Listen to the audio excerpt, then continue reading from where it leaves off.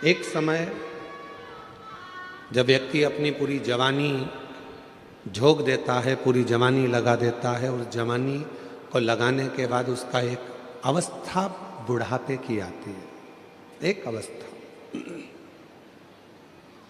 और उस बुढ़ापे की अवस्था में वो सोचता है कि अब मैंने कमा कर ये मकान बना लिया, अब मैंने ये घर बना लिया, अब मैंने फैक्ट्री बना ली, इसका सुख मैं भोगूंगा। पर जब दांत होते हैं तब चने नहीं होते हैं, और जब चने होते हैं तब दांत नहीं होते।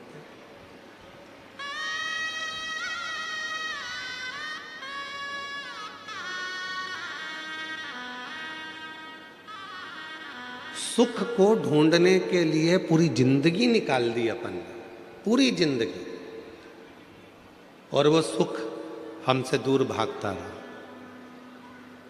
वो सुख मिला नहीं, वो सुख प्राप्त नहीं हुआ।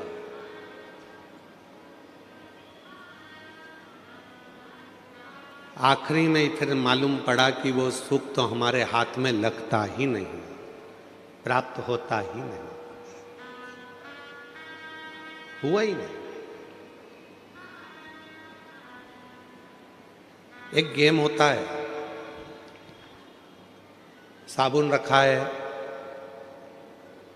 शैम्पू रखा है, सर्फ की थैली रखी है, बिस्कुट रखा है, बहुत सारा सामान सामने रखा है। उसको रिंग दिए जाते हैं, 10 रुपए के 5 रिंग। उस रिंग को फेंकोगे, जिसमें चले गया वो तुम्हारा हो गया।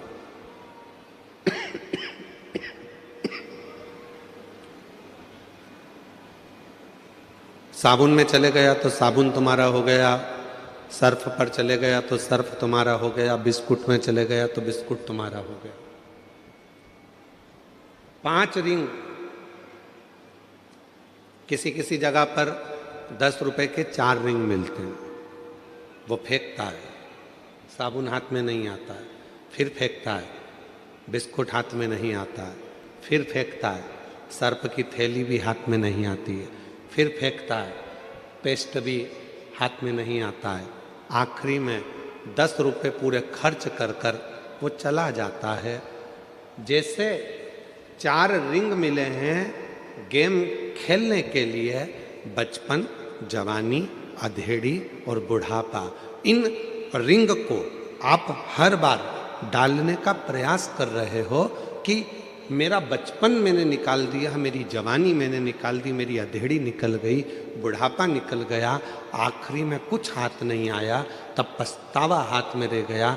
जब पछतावा हाथ में रह जाए उसके पहले एक काम करना कि रिंग को अगर जीतना है तो पहले अपने घर पर थोड़ी सी प्रैक्टिस करना, तो निश्चित है कि वो रिंग एक ना एक साबुन में, बिस्कुट में या कहीं ना कहीं पेस्ट में जाएगा।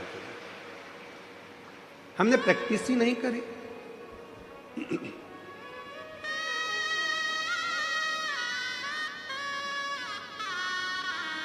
जीवन खत्म हुआ तो जीने का ढंग आया, जब सम्मा बुझ गई तब महफिल में रंग आया। जीवन पूरा चले गया तब लोगों को समझ में आया कि मैंने पूरी जिंदगी गंवा दी, केवल शिव को एक लोटा जल ना चढ़ा पाई। पूरा जीवन निकाल दिया, मैंने भगवान की भक्ति ना कर पाई।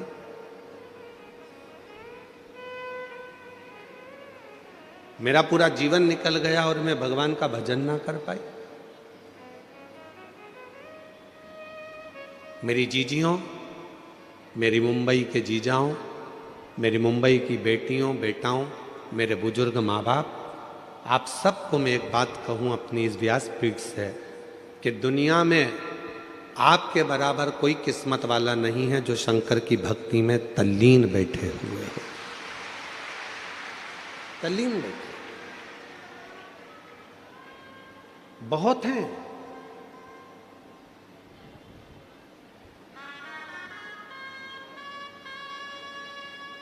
लोग कहते हैं बंबई माया नगरी है, पर आज हम सिद्ध कर कर जा रहे हैं बंबई बाबा नगरी है।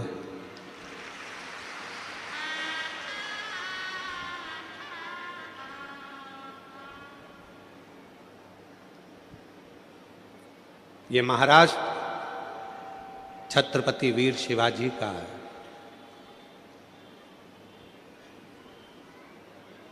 ये मुंबई, जिस मुंबई पर एक आवाज पर पूरा हिंदू एकत्रित हो जाता था, ये मुंबई पूरा बाला साहेब ठाकरे जी का है।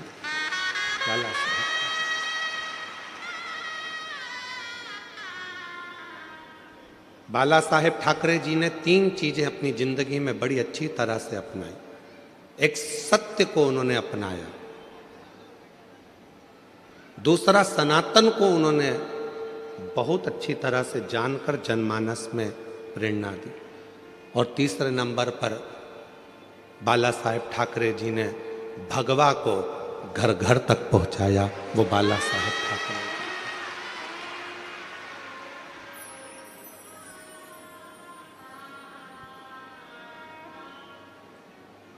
मुंबई में किसी विधर्मी की,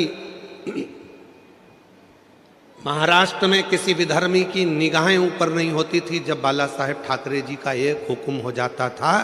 जब हाथ में भगवा लेकर जब बाला साहेब ठाकरे जी अपनी हुंकार भर देते थे सिंह जैसी, तो सब अपने अपने बिल में जाकर घुस जाते थे। वो गर्जना बाला साहेब ठाकरे जी की थी। वो गर्जना बाला साहेब ठाकरे जी की थी।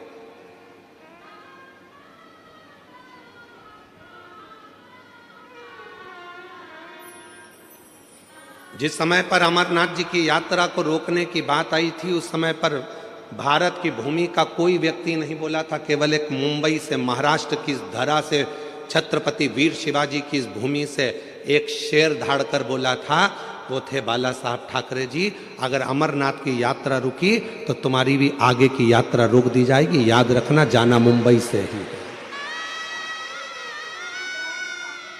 तुम्हें जाना मुंबई से ही है। इस बात का अंदाजा लगा कर बैठना। 3 चीजें मेरे बाला साहब ठाकरे जी ने अपनी जीवन में अपनाई है। एक, सत्य को, दूसरा सनातन को, और तीसरा भगवा को। और जिसने अपनी जिंदगी में ये 3 चीजों को धारण कर लिया, समझ लेना सत्य सनातन धर्म की जय होने लगेगी और पूरा राष्ट्र भगवामय हो जाएगा। पूरा राष्ट्र भगवान। हम पहचान नहीं पाते शिव को, हम पहचान नहीं पाते भगवान को, हम पहचान नहीं पाते परमात्मा की उस अविरल भक्ति को।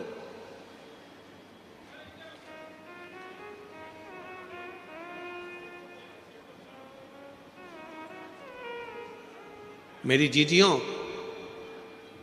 आप जब शंकर जी के मंदिर में 1 लोटा जल लेकर जाती हो तो केवल वो जल नहीं रहता, आपका विश्वास रहता है। आप जब शंकर जी के मंदिर में 1 लोटा जल लेकर पहुंचती हो तो वो जल नहीं रहता, वो आपका भरोसा रहता है। जब आप शिव जी के मंदिर में 1 लोटा जल लेकर जाती हो, वो केवल भरोसा, विश्वास नहीं, आपके भीतर की शिव चरणों की दृढ़ता रहती है। आप जब शिव जी के मंदिर में 1 लोटा जल चढ़ाने के लिए जाती हो तो केवल वो शिव नहीं रहता, उस समय पर जल ग्रहण करते समय वो आपका पिता, आपका बाबुल, आपका भाई, आपका सखा, आपका मित्र और आपके दुख का हरण करने वाला शिव हो जाता है। वो शिव है। बस याद रखिएगा, हाथ में बांधने वाली घड़ी कभी कभी बंद हो जाती है।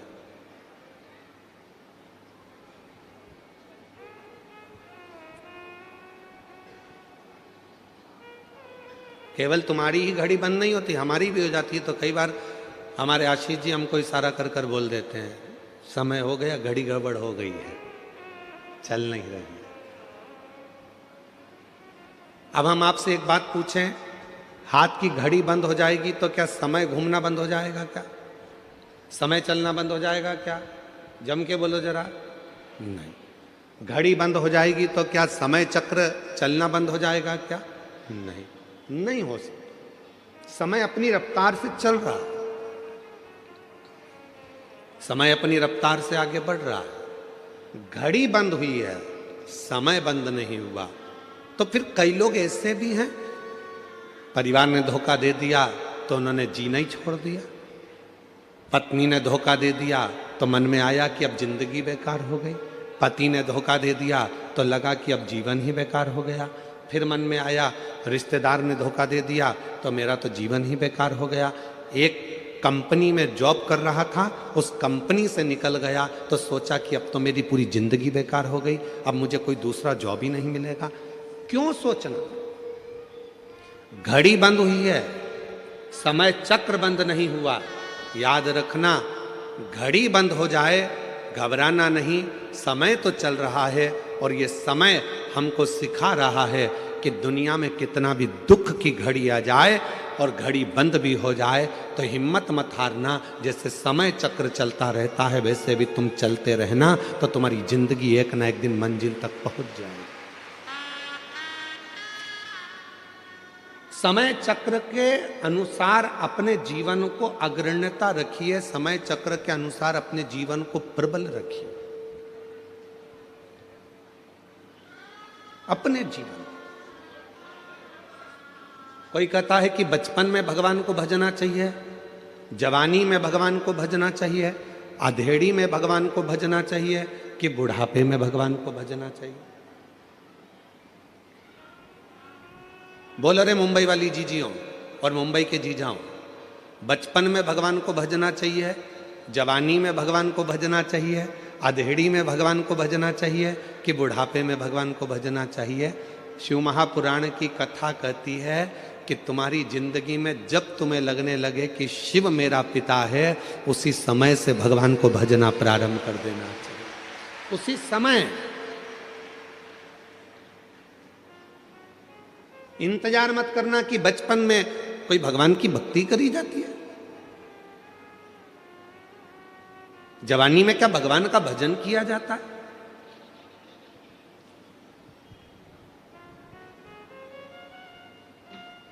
नामदेव जी महाराज बाल्यावस्था से हरि विठ्ठल पांडुरंगा का भजन करते थे।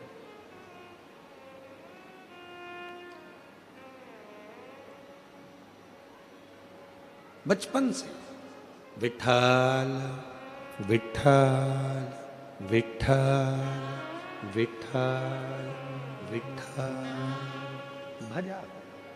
राम कृष्ण हरि जय, राम कृष्ण हरि, राम कृष्ण हरि जय, राम कृष्ण हरि। जप रहे पांडुरंगा हरि विठ्ठल के भजन में नामदेव जी महाराज इतने डूब गए थे, कुत्ता रोटी लेकर भागा तो उसके पीछे घी की कटोरी लेकर भागते थे।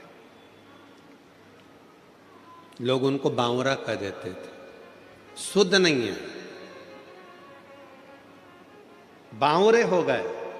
जैसे मीरा भई रे बावरी, मीरा को भी लोग बावरी कह देते थे, पागल कह देते थे, वैसे नामदेव जी को भी बावरा पागल कह देते। कुत्ते के पीछे घी की कटोरी लेकर भाग रहे हैं कि कोरी रोटी ना खा ले, घी लगा कर दूंगा। उन्हीं नामदेव जी महाराज की झोपड़ी में आग लग जाती है। नामदेव जी को सूचना मिल जाती है कि झोपड़ी में आग लगी, तो नामदेव जी दौड़ कर आते हैं। आग धधक कर जल रही थी। नामदेव जी ने दंडवत प्रणाम करा अग्निदेव को और हाथ जोड़कर कहा, वारे हरि विठ्ठल, इतने दिन से बुला रहा था, आज इतने दिन के बाद आया। गांव के लोगों ने नामदेव जी को हिलाकर कहा, बावरे जैसी बात मत करो, तुम्हारे घर में आग लग गई है। नामदेव जी कह रहे हैं, तुम्हें आग दिखती है, मुझे विठ्ठल दिखता है, बस निगाहों का फेर है, हर जहां में वही परमात्मा दिखता है। बस निगाहों का फेर है, हर जगह में वही परमात्मा दिखता है। तुझ में मुझ में हर एक में विठ्ठल नजर आता है। ये अग्नि नहीं, मुझे मेरा पांडुरंगा नजर आता है। और नामदेव जी ने तुरंत जिस कमरे में आग लगी थी दूसरा कमरा खोल दिया, दूसरे कमरे को खोला, तीसरा कमरा खोल दिया और भगवान से बोला, आओ अंदर प्रवेश करो, इसमें भी चले जाओ, इसमें भी जाओ। और आग लगते लगते दूसरे कमरे में आग लग गई, तीसरे कमरे में आग लग गई। नामदेव जी बाहर गए, जितना सामान अंदर रखा था वो भी उठा उठा के डालने लगे। गांव के लोग सामान को बाहर निकाल रहे थे, नामदेव जी उनसे ले लेकर अंदर डाल रहे थे। गांव के लोगों ने कहा नामदेव आग लगी है। नामदेव जी बोले आग नहीं, विट्ठल आया है। विट्ठल चोक पुराओ माटी आज मेरे पिया, आज मेरा विट्ठल आया है, पांडुरंग आया है। वो गीत जो आप लोग हमेशा गुनगुनाते रहते हो। आप तो मुंबई जगत के लोग हो और फिल्मों से आपका नाता है, तो आपको स्मरण में आना चाहिए, बहारो फूल बरसाओ मेरा महबूब आया। आज मेरा हरि विट्ठल आया, अग्नि के रूप में आया, अग्नि के स्वरूप में आया। गांव के लोगों ने गादी निकाल ली थी, कम्बल निकाल लिया था, रजाई निकाल ली थी, नामदेव जी ने सब ले जाकर डाल दी। और डालने के बाद गांव के लोगों ने अब देखा पूरा घर धधक कर जल रहा था। अब क्या उड़ेगा नामदेव, ठंड पड़ रही है इतनी तेज, क्या करेगा नामदेव। इतने में गांव के लोगों ने कह दिया अपन ने तो निकाला था कम्बल, अपन ने निकाली थी दरी, अपन ने निकाली थी गादी, इसने सब डाल दी, इसलिए अब इसको रात को कोई भी ना तो दरी देगा, ना कम्बल देगा, ना गादी देगा, इसको ठंड में कुकड़ने दो, ठंड में कांपने दो। नामदेव जी महाराज एक पेड़ की छांव में सो गए। ठंड लग रही थी बहुत तेज, कुकड़ कर सो रहे थे। मेरे हरि विट्ठल ने विचार करा, इसने मुझे अग्नि के रूप में भी देख लिया और कहा कि मेरा हरि विट्ठल आया, तो मुझे तो अदा करना पड़ेगा अपना फर्ज।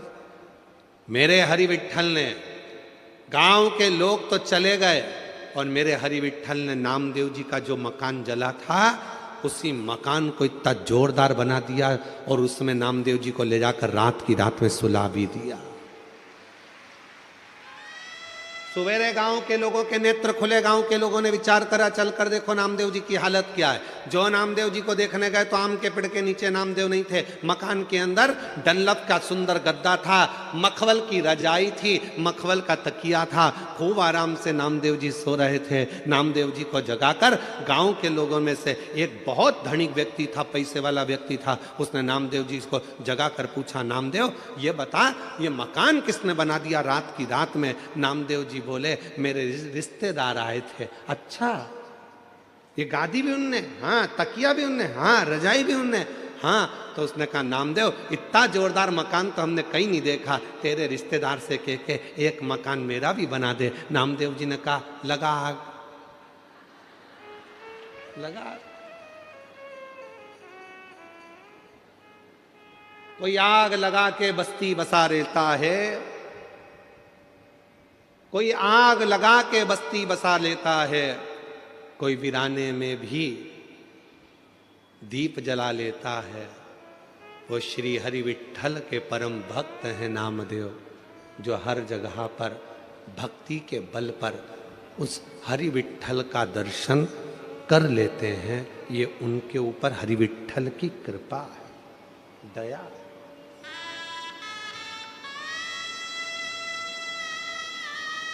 पड़ोसी कह रहा है हमारा मकान बनवा दो, लगा आग लगाना कोई साधारण नहीं है, पूरा समर्पित होना साधारण नहीं है।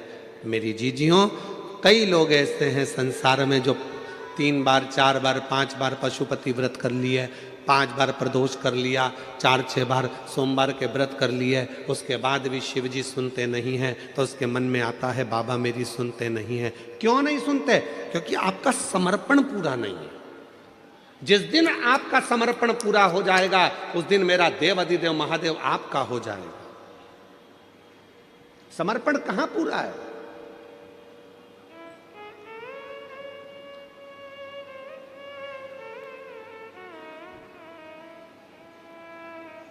एक पत्र है,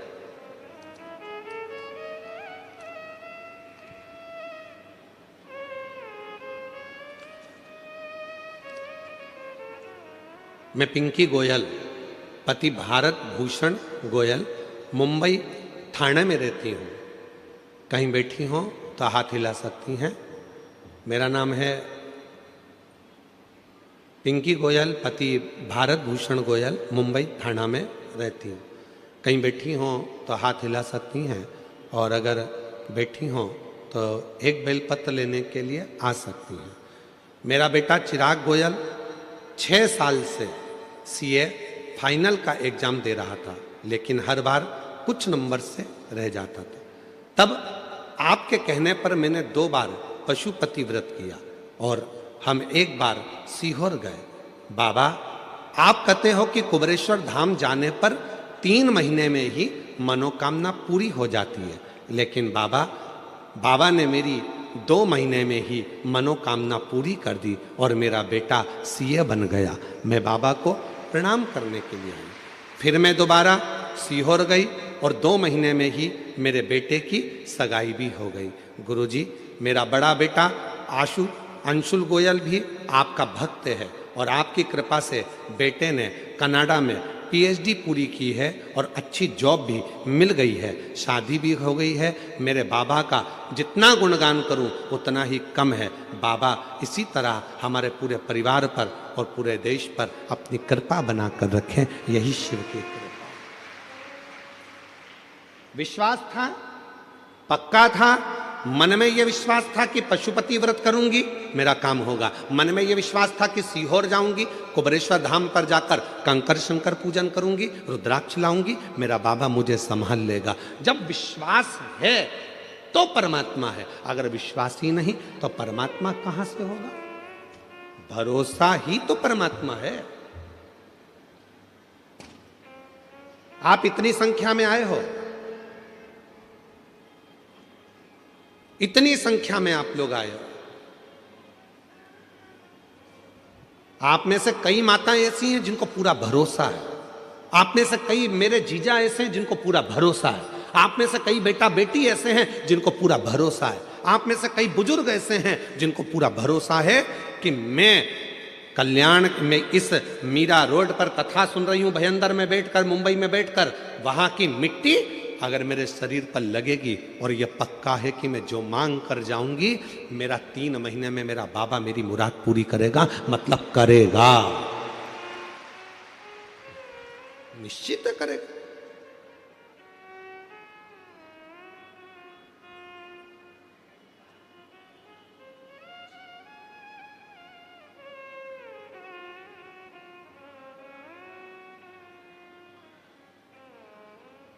कल एक बहन जी ने एक पत्र लिखा था और उस पत्र को हमें ढूंढना पड़ेगा। उस पत्र में उन्होंने लिखा था कि आपकी कथा सुनते सुनते मुझे शंकर जी से मोहब्बत हो गई। नीचे पत्र में लिखा था, क्या आपको शिव जी से मोहब्बत हुई है?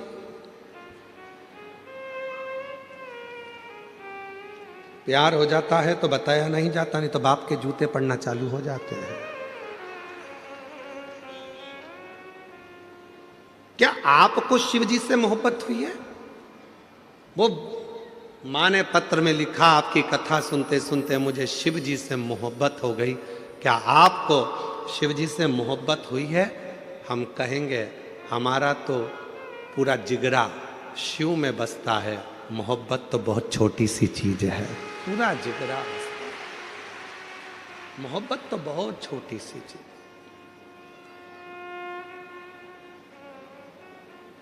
ये दुनिया के लोगों के आगे एक आरती का एक लाइन आती है, तन मन धन सब है तेरा, स्वामी सब कुछ है तेरा, तेरा प्रभु का प्रभु को समर्पण, क्या लागे मेरा।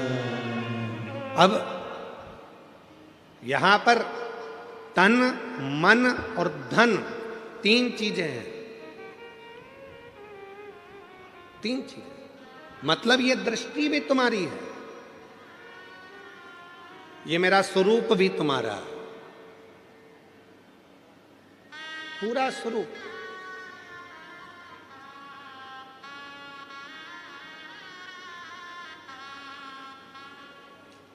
कहा गुरुजी तन मन धन लिखा है तो इसमें धन मतलब अपने घर का जितनी प्रॉपर्टी है, जितना धन है, सब भगवान का नहीं। तुमने कमाया है, तुम्हारा है, मना कौन कर रहा? तो फिर तन मन धन लिखा तो हमने कहा गाने की एक लाइन याद कर लो, चांदी जैसा रंग है तेरा, सोने जैसे बाल, एक तू ही धनवान है गोरी, बाकी सब कंगाल। मतलब तेरे पास में इतना वैभव, परमात्मा ने तुझे करोड़पति बनाकर भेजा है, लाखों के नेत्र देकर भेजा है, लाखों की किडनी देकर भेजा है। दुनिया का जो व्यक्ति कहता है कि मैं गरीब हूं, समझ लेना पक्का झूठ बोलता है। परमात्मा ने किसी को भिखारी बनाकर पैदा नहीं करा, परमात्मा ने करोड़पति बनाकर पैदा करा। परमात्मा कभी किसी को गरीब बनाकर पैदा नहीं करता, परमात्मा हमेशा सेठ बनाकर पैदा करा है। बस इतना याद रखना, अपने हुनर को निखारिए, अपने भीतर जो परमात्मा ने दिया है उसको निखारने का प्रयास करिए, अपने भीतर जो परमात्मा ने दिया है उसको सामने लाने का प्रयास करिए। जिस दिन आप अपने हुनर को निखारना प्रारंभ करोगे, एक दिन आप अपने आप समझ जाओगे कि परमात्मा ने आपको कितना करोड़पति बनाकर भेजा है, कितना धनपति बनाकर भेजा। हम अपने आप को निखार ही नहीं रहे।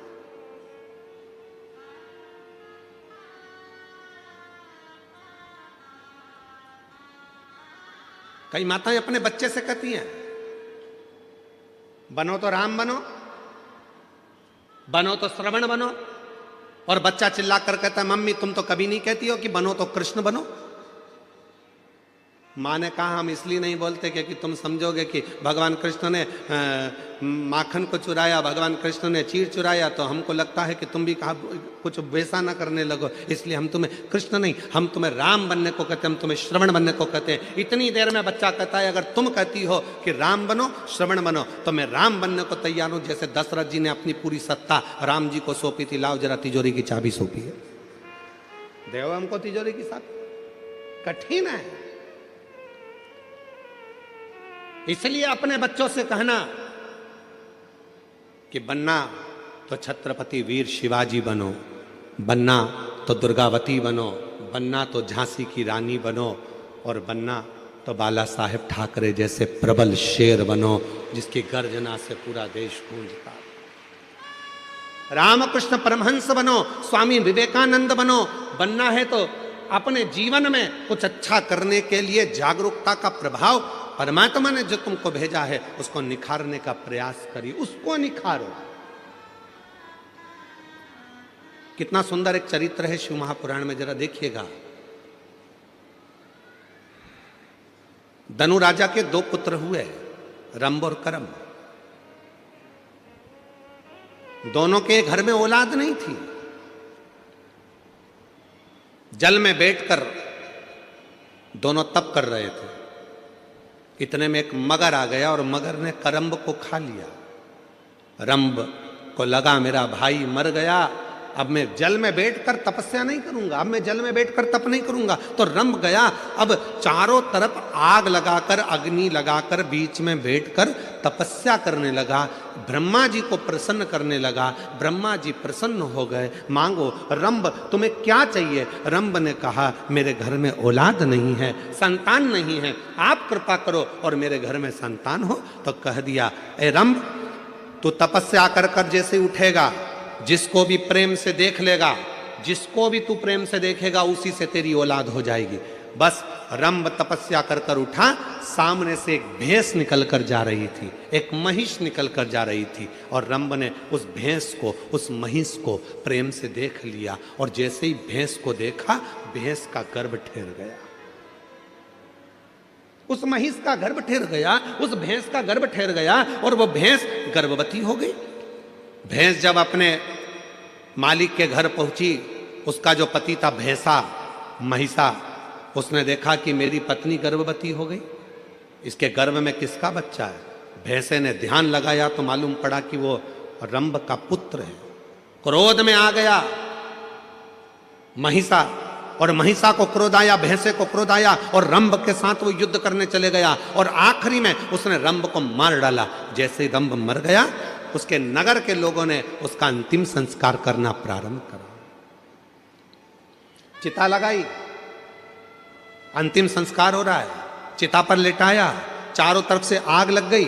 इतने में भैंस को लगा, उस भैंस को जिसके गर्भ में बच्चा था, उस भैंस को लगा कि मेरे गर्भ में इसका बच्चा है जो जल रहा है, जिसकी चिता जल रही है, पर पति तो मेरा यही है, क्यों ना अब मैं अपने भी प्राण त्याग दूं, अपने पति के साथ ही सती हो जाऊं। और वो भैंस दौड़ती दौड़ती अग्नि में कूद पड़ी। जैसे ही अग्नि में कूदी, इतने में उसका एक बच्चा हो गया, जिसका जन्म होते से ही, प्रकट होते से ही उसने मनुष्य का और भैंस का दोनों का रूप धारण करना प्रारंभ कर दिया। उसका नाम महिषासुर हो गया। उसका नाम था महिषासुर।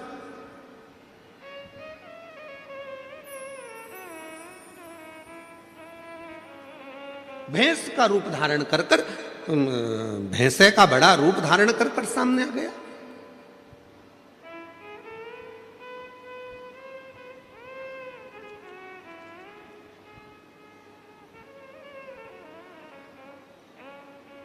अब महिषासुर ब्रह्मा जी का तप करा, वर मांगा, मुझे वर दीजिए ब्रह्मा जी। ब्रह्मा जी ने पूछा कौन सा वर चाहिए, तो ब्रह्मा जी से कहा मुझे वर दीजिए कि मुझे कोई पुरुष ना मार सके। और महिषासुर ने मन में सोचा कि किसी स्त्री में ऐसा बल नहीं है जो मुझे मार दे, अगर मरूं तो स्त्री के हाथ से मरूं।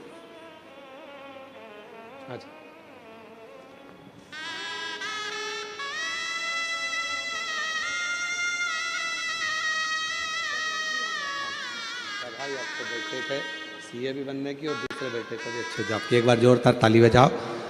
दोनों बच्चों का अच्छा जॉब भी लगा और दोनों बच्चों का विवाह भी हुआ। बहुत बहुत बधाई आपको। महिषासुर को वर मिल गया, मरूं तो एक स्त्री के हाथ से मरूं। तथास्तु। खूब उपद्रव मचाया उस महिषासुर ने, बहुत बहुत उपद्रव मचाया। इतना उपद्रव महिषासुर ने मचाया, चारों तरफ हाहाकार मच गई। हर जगह पर लोग घबराने लगे, डरने लगे, भय खाने लगे। इतना भय उत्पन्न होने लगा महिषासुर के कारण कि देवताओं के पास में दौड़ दौड़ कर जाते, प्रार्थना करते, इस महिषासुर को मार दो। ब्रह्मा जी ने कहा ये महिषासुर ऐसे मरने वाला नहीं है, ये मरेगा तो किसी स्त्री के हाथ से मरेगा, इसको देवता नहीं मार सकते, इसको मारेगी तो केवल एक नारी मारेगी। अब देखिए, जो कथा चल रही थी वो यहां पर आकर जुड़ी है। आपके अंदर एक भगवान ने ऐसा गुण देकर भेजा है, उस गुण को आपको निखारना, उस गुण को निखारना। कैसे मरेगा? देवताओं से जाकर कहा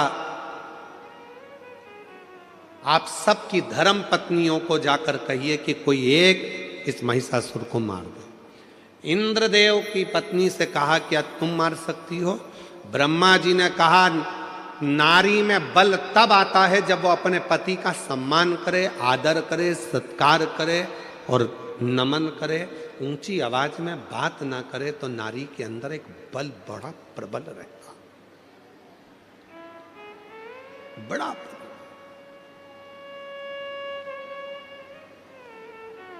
मेरी जीजियों, हम जानते हैं आप सब बहुत अच्छे शहर में रहते हो, बहुत विद्वत शहर है मुंबई, बहुत विद्वत शहर है। हम सब जानते हैं कि आप लोग बहुत विद्वान भी हैं, पर एक निवेदन आप सब से करेंगे, आप बनो विद्वान, मना नहीं है, आप बहुत अच्छे शहर में रह रहे हो, आपकी विद्वत्ता है, फिर भी निवेदन है, एक माता पिता को, दूसरा घर के बुजुर्ग को, तीसरा अपने पति को, चौथा अपने परमात्मा को प्रणाम करने में कभी पीछे मत हटो, उसको नमन जरूर करा करो। घर के बुजुर्गों को नमन करने पर हमारे ऊपर यदि कोई तकलीफ आने वाली होती है तो वो कट जाती है, वो तकलीफ कट जाती है।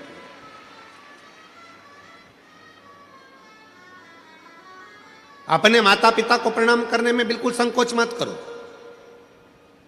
कोई संकोच नहीं होना चाहिए अपने माँ बाप को प्रणाम करने में।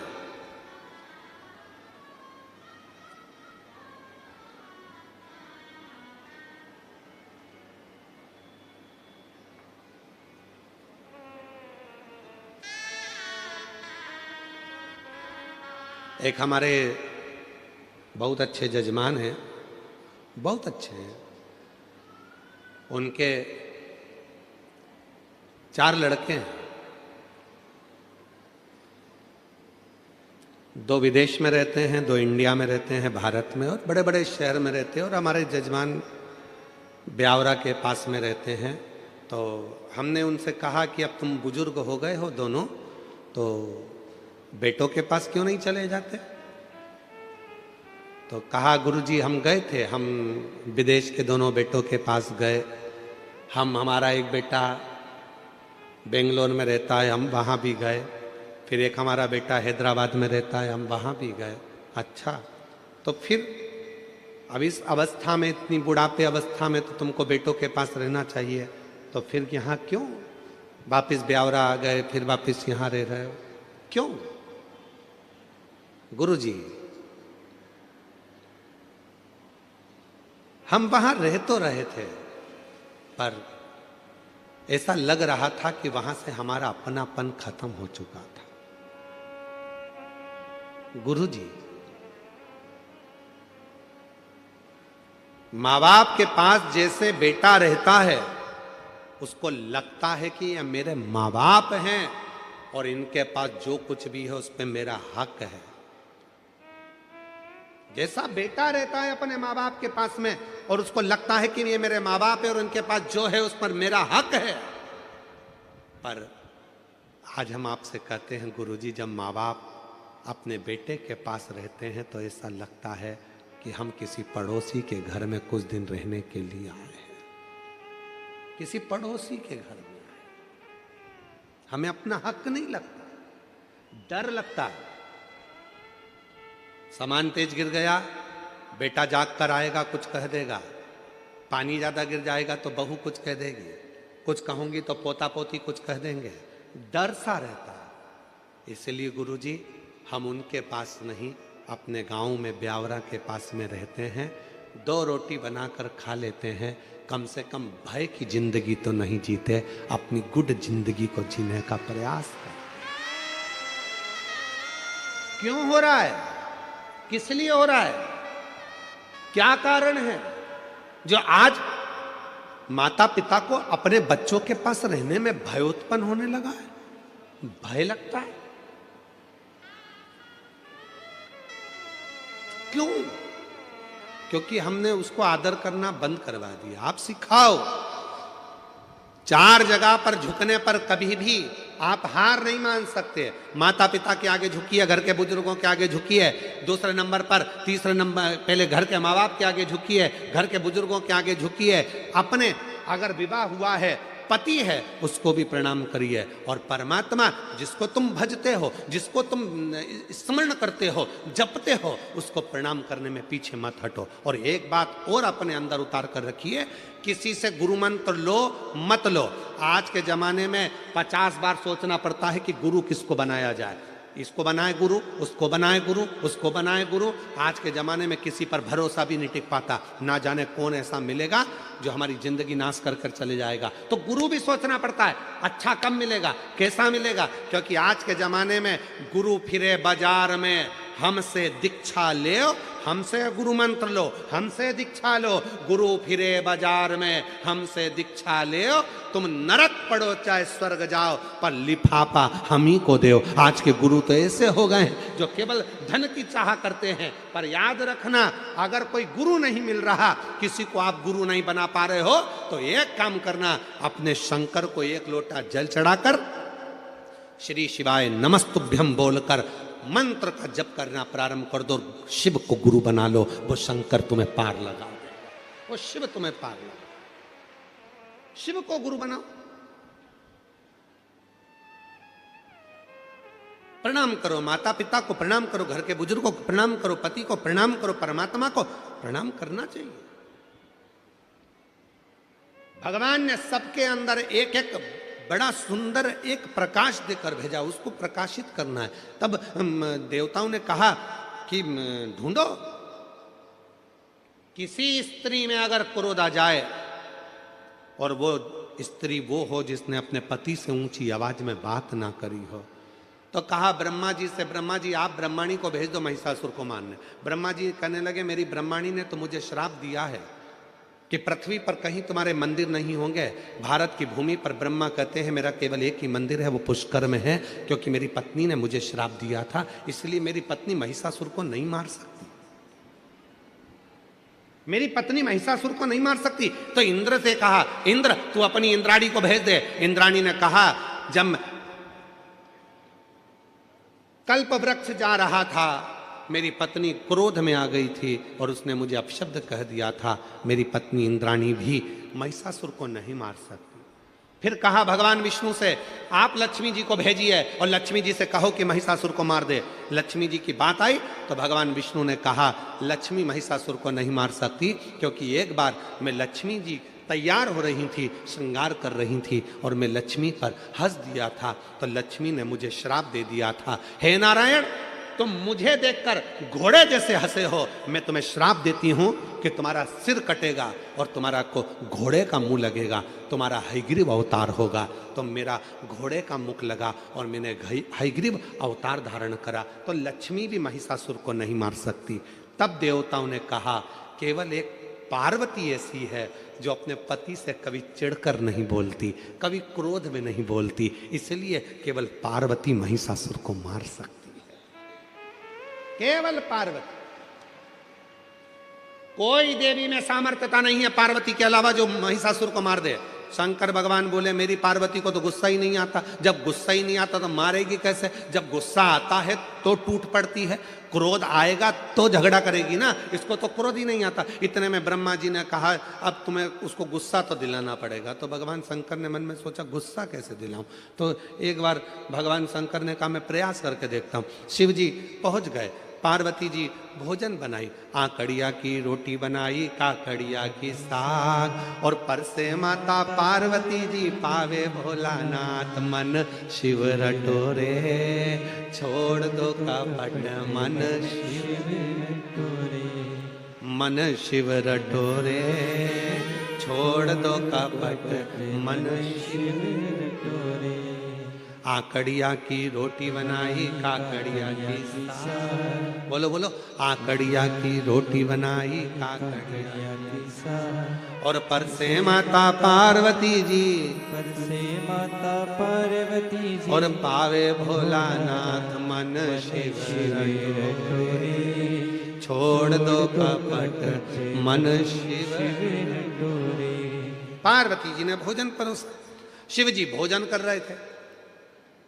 शंकर भगवान गुस्सा दिलाने के लिए तैयार हो गए, पार्वती तेरा अगला जन्म कितना विचित्र था पार्वती, हे पार्वती कितना विचित्र। पार्वती को कुछ सूझ ही नहीं पड़ी, वो तो अपनी रोटी बनाने में लगी थी।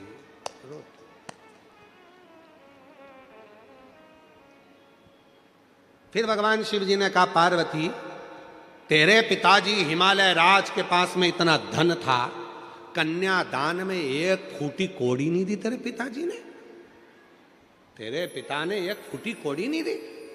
सोचा था शिव जी ने कि पार्वती को गुस्सा आ जाएगा। पार्वती तेरे पिताजी के पास में कितना धन था, गाड़ियां अलमारियां वैभव सब था, फिर भी तेरे पिताजी ने कुछ नहीं दिया। पार्वती जी सिर पे पल्लू लेके मुस्कुरा के बोली मेरा पिता तो दे दे था, तुम्हारे घर में रखने की जगह है। शंकर भगवान मन में सोचे मैं इसके बाप के ऊपर पहुंचा, ये मेरे बाप के ऊपर पहुंच गई, क्या बोलूं, गुस्सा तो आ ही नहीं रहा। तब शिव जी ने ध्यान लगाकर फिर कहा पार्वती सूखे पत्ते खाते खाते तू एकदम अर्पणा हो गई थी, काली पड़ गई थी, याद है तुझे, मैंने तुझे काली कहा था। इतने में पार्वती जी बोली तुम्हें सोचना चाहिए, इतने समय के बाद में थक गई, जब तप कर कर कर काली पड़ गई तब तुम मुझे लेने आए, पहले या जाते तो मैं काली नहीं पड़ती। शिव जी मन में सोचे गलती मेरी गिना रही है, पर इसको गुस्सा तो आ ही नहीं रहा। शंकर भगवान बाहर गए भोजन करते करते, भगवान विष्णु और ब्रह्मा जी बाहर खड़े थे। उन्होंने हाथ जोड़कर बोला, प्रभु कुछ हुआ? शंकर भगवान बोले, रत्ती भर भी करंट नहीं आया, रत्ती भर नहीं आया। इतने में भगवान ब्रह्मा और विष्णु ने तुरंत कहा, प्रभु आपने क्या क्या बोला? तो कहा, मैंने उसके पिताजी के बारे में बोला कि तुम्हारे पिताजी ने कुछ नहीं दिया, तो वो बोली तुम्हारे घर में रखने की जगह नहीं थी, उसके बारे में बोला। तो इतने में भगवान विष्णु ने कहा, एक काम करो कि पार्वती का जो अगला जन्म था सती का, उनके पिता के बारे में बोलो, हो सकता है थोड़ी आग लग जाए, हो सकता है। जब मायके के बारे में बोला जाता है तभी थोड़ी सी क्रोध आता है। अब शिव जी ने कहना चालू करा, पार्वती तेरा अगला जन्म कितना विचित्र था। तेरे पिताजी ने यज्ञ रखा और उस यज्ञ में सबको बुलाया, मुझे नहीं बुलाया, तुझे नहीं बुलाया, तेरा पिता था अपनी बेटी को नहीं बुलाया, और तू पहुंच भी गई तो धक्के मारकर निकाल दिया तेरे पिताजी ने। इतनी देर में तो पार्वती जी जो आटा उसन रही थी उसको और जम के उसनना चालू करा, और जम के। आज भी आटा उसनने के बाद आटे में 3-4 उंगलियां दबाई जाती है। आप लोग दबाते हो कि नहीं दबाते हो मालूम नहीं है, देखा है आप लोगों ने? आटा उसनने के बाद उसमें 3-4 उंगलियों को ऐसे ऐसे दबा दिया जाता है, दबाते हैं उसके अंदर।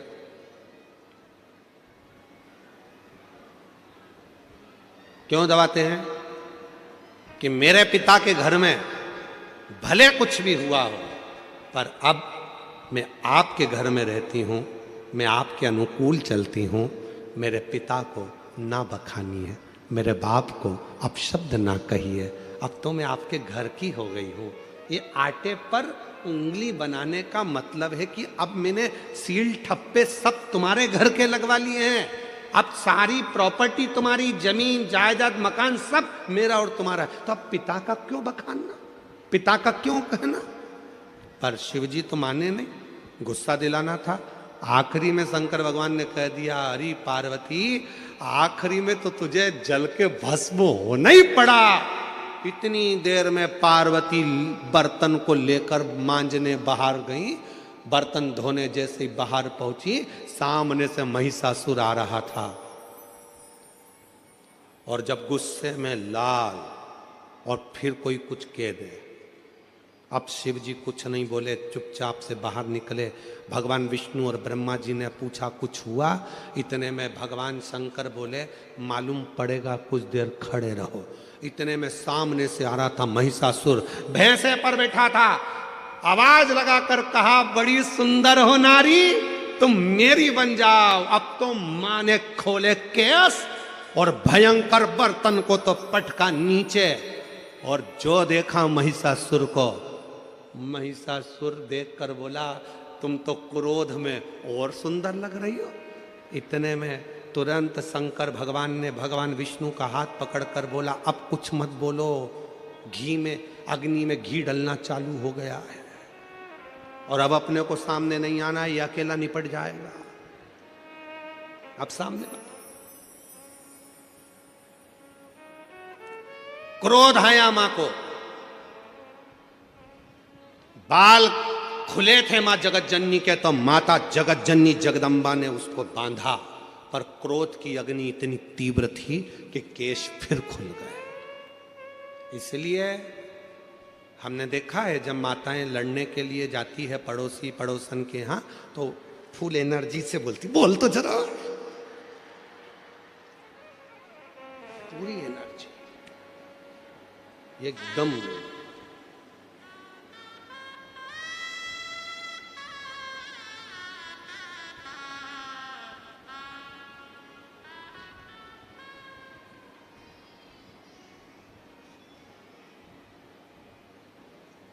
वो कई माताएं जूड़ा बांध के उसमें ऐसा फूल लगा लेती है, ऐसे ऐसे थोड़ा थोड़ा थोड़ा थोड़ा चारों तरफ फूल लगाते।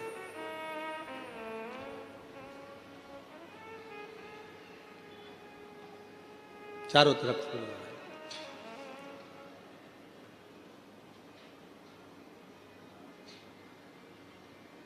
हमारा निवेदन है, वो फूल देखकर फ्लावर मत समझ लेना। जूड़ा बंधा है मतलब फायर है, जूड़ा बंधा है मतलब प्रबल है। पार्वती मैया ने अपना जूड़ा बांधा, जो जाने लगी केश फिर खुल गए। इतने में महिषासुर बोला, मैं तुझे अपनी बनाऊंगा। पार्वती जी ने जो जगदम्बा का रूप रखा, ठहाका लगाया, सिंह को बुलाया। भैंसे पर था महिषासुर, मां चढ़ गई सिंह पर। सारे देवता पुकारने लगे मेरी मां को, सारे सारे। और जब महाराज, जब देवताओं ने पुकारा, आवाज लगाई, निवेदन किया, देवी दुर्गे उमा विश्व जननी रमा मातु तारा, एक जगदम्बा तेरा सहारा।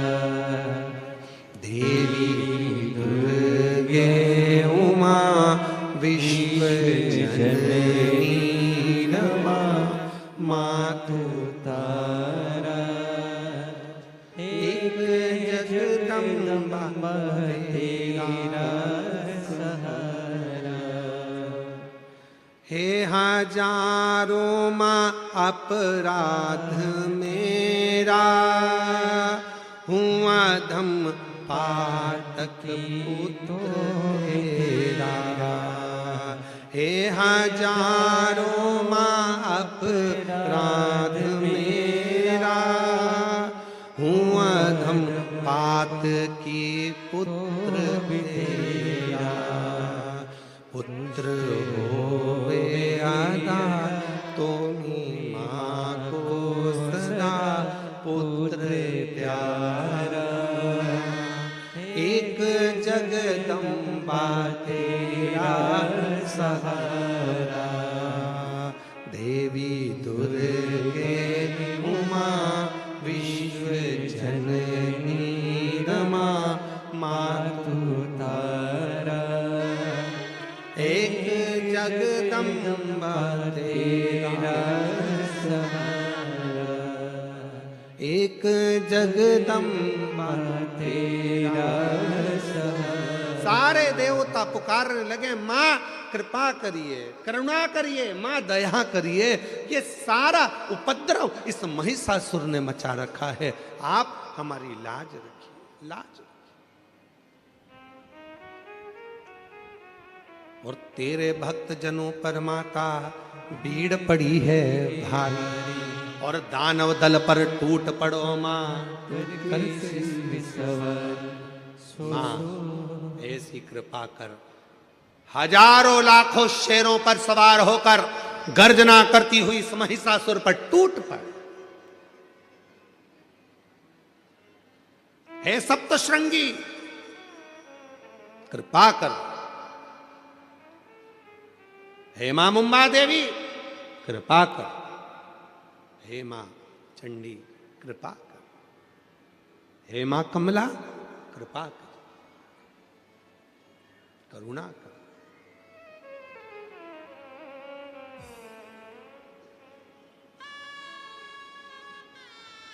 मां देवता निहार रहे, मां को क्रोध आएगा, करुणा करेगी, दया करेगी, टूट पड़े।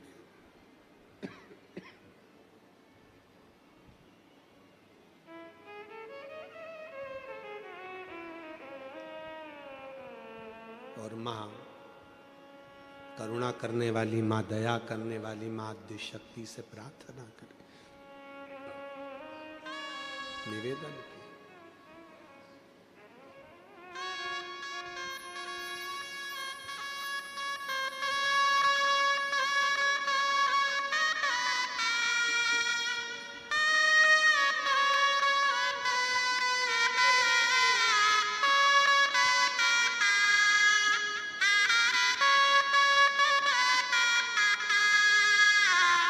काल के पंजे से माता बचाओ, जय माँ अष्ट भवानी।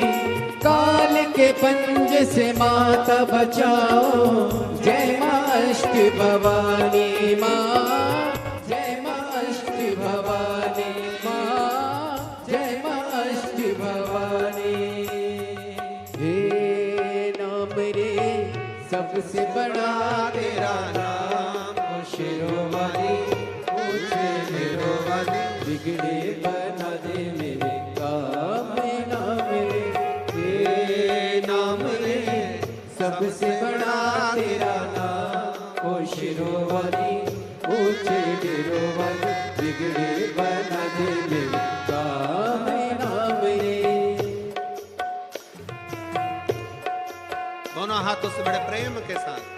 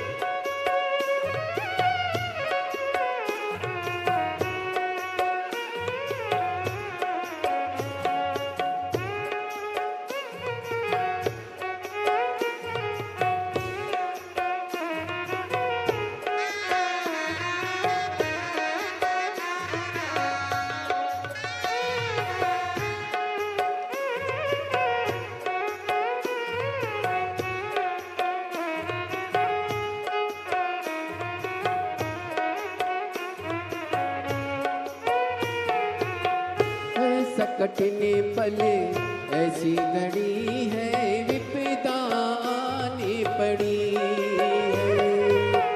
ऐसा कटने पले ऐसी घड़ी है, विपदा आने पड़ी है। तू ही दिखा रास्ता, ये दुनिया रस्तारों के कड़ी है। तू ही दिखा रास्ता, ये दुनिया रस्तारों के खड़ी है। मेरा जीवन बना एक संग्राम, ओ शेरों वाली ऊंचे डेरों वाली, बिगड़े बना दे मेरे काम नाम रे। हे नाम रे सबसे बड़ा तेरा नाम, ओ शेरों वाली ऊंचे डेरों वाली, बिगड़े बना दे मेरे काम नाम रे।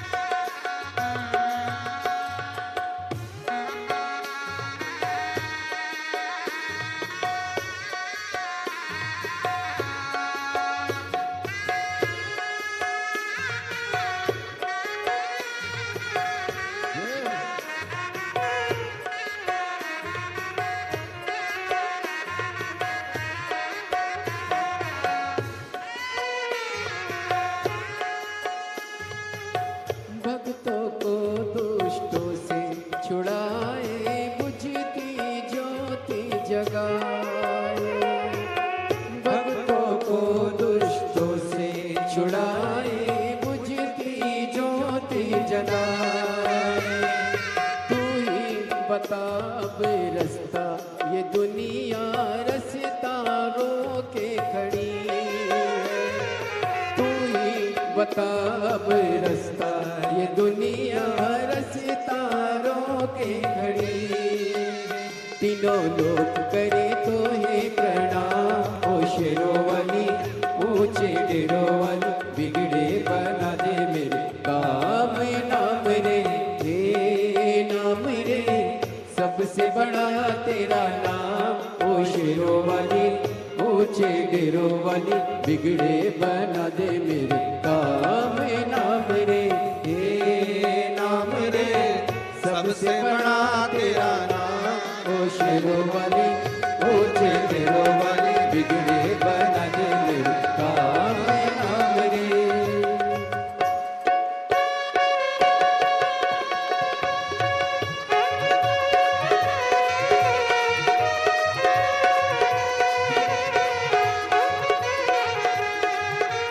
हे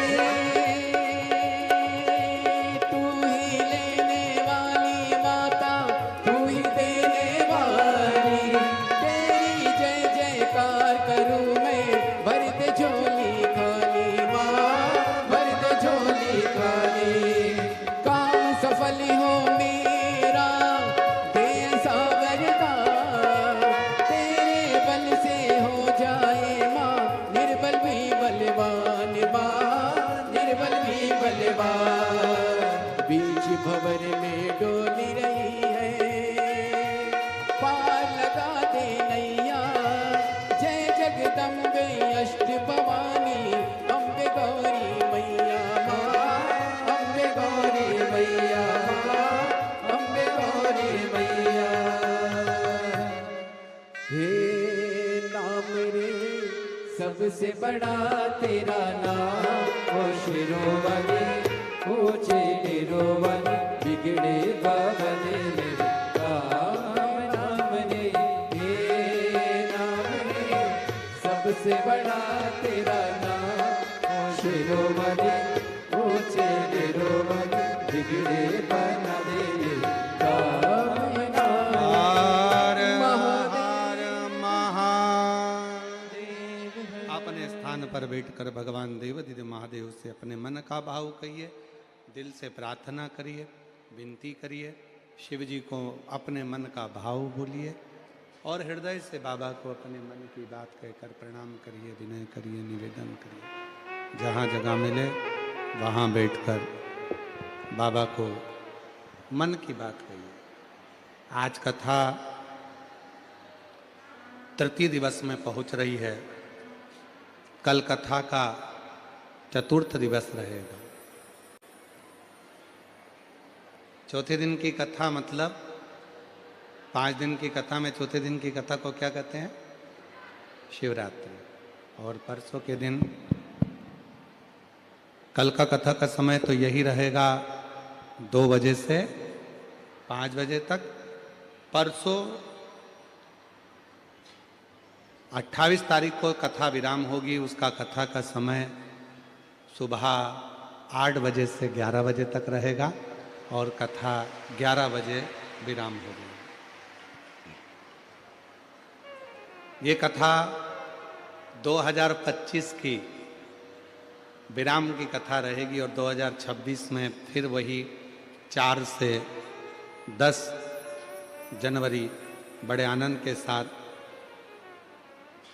diamond industrial park 4 national highway number 8 Palsana जिला सूरत में 4 से 10 जनवरी तक दोपहर में 2 बजे से 5 बजे तक शिव महापुराण की कथा रहेगी।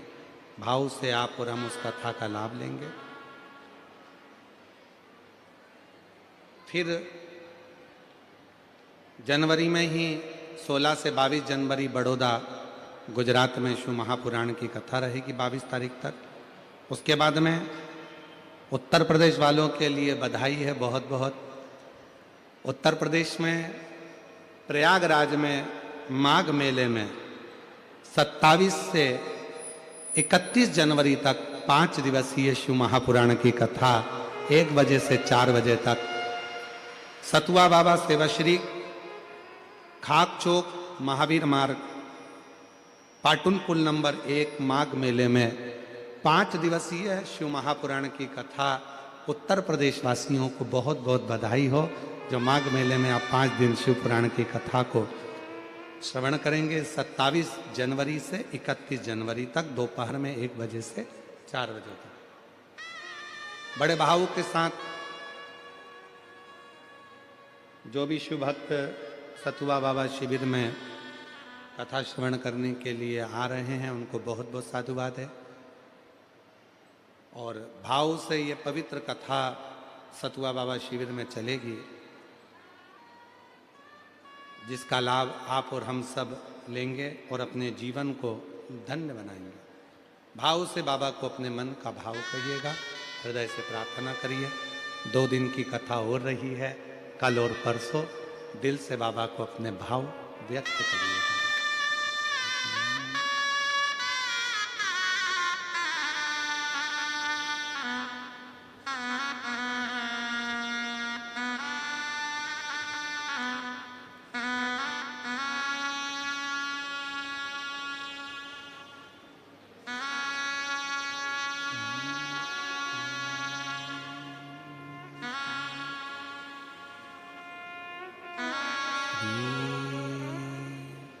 शिवाय